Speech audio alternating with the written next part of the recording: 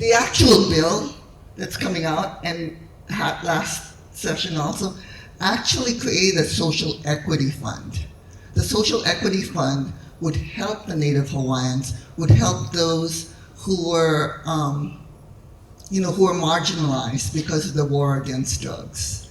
And that's also one of the reasons why, if you ever look at the bill, it's like 300 pages. And it creates a hemp cannabis authority, but part of the money of the taxes that's going to come out of this would be to fund this social equity program, because we know that there are people who are harmed because of the war of drugs. I think you need to be very cautionary with that. And you can look at California and Colorado and Oregon as examples where they have social equity programs. In California alone, there are over 300 social equity licenses, meaning they give special preferences to people with criminal records, specifically in cannabis, to get these licenses above regular operators. Doesn't even take into account the black market.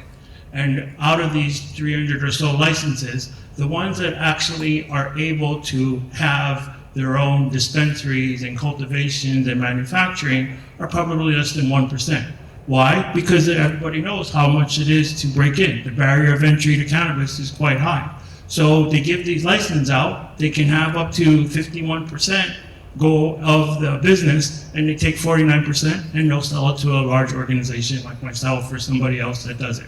Does that help my fellow Native Hawaiians to do that? I don't know. It has to be regulated. It has to be ensured that when you think about this and you're going to define social equity, you do it in the right way that's, again, non-biased and fair and gives the true advantage and purpose for why you're doing it.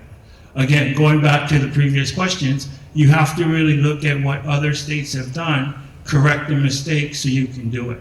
You have to really look at what the actual economic driver and impact is to make sure if the purpose is to benefit our Native people and help them, no problem.